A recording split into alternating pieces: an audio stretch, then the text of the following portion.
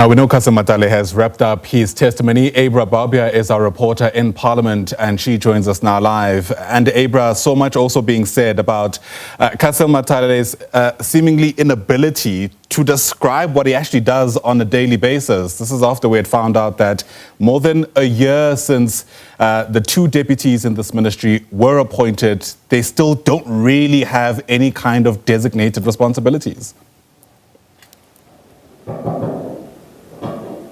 Ayanda, good morning. Yes, do you know one thing, one quote or comment or remark that stood out for me? It was Honourable James from Action SA, who was, all the MPs were asking him about what he was delegated to do, what exactly his tasks were, what the minister instructed him and the other deputy minister to do.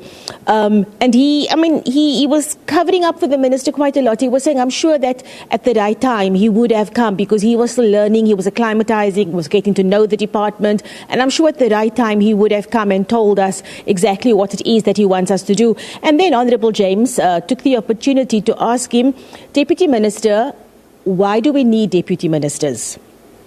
And there was silence hanging over the committee at that point because she said, if you didn't even have a specific task, you weren't delegated by the minister to actually do anything. What exactly have you been doing for the past year, and why do we need deputy ministers?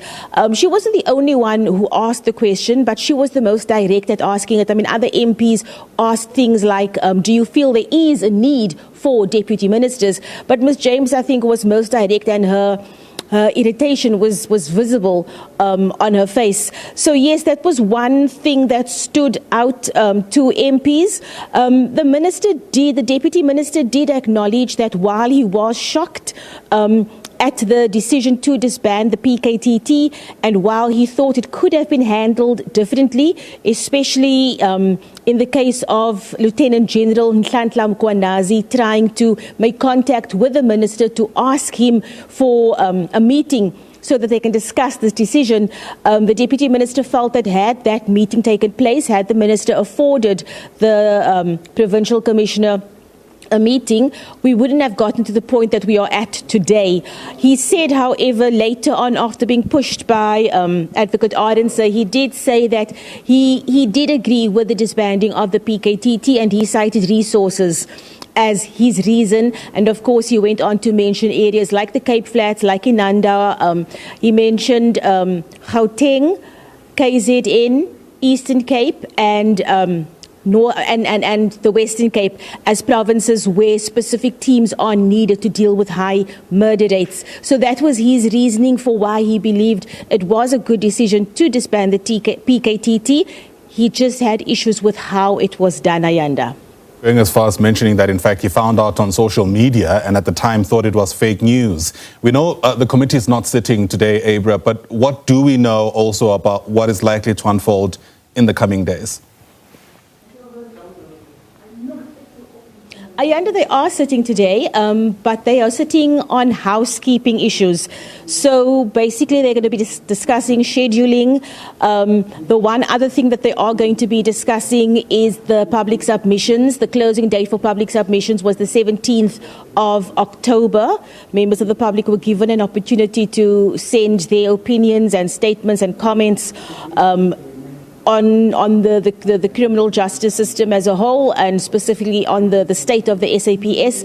So today they're going to be discussing when they will be dealing with the public submissions, and I suppose they will also then be finalizing or clarifying who will be appearing next. I did think we would be sitting for the whole week, and then yesterday we were told they are sitting on Tuesday and Wednesday, and then as you know, they finished with the deputy minister last night. They were not intending to meet today initially, but then MPs said, look, let's make use of the day because many of us had the day scheduled as to meet with the deputy minister. So let's not waste the day. Let's just get everything out of the way that we need to in terms of housekeeping. So they are meeting at 1 o'clock this afternoon, and the chairperson said that meeting is likely to carry on for about 2 hours, just for them to sort out administrative issues within the committee, within the Ad Hoc Committee, Ayanda.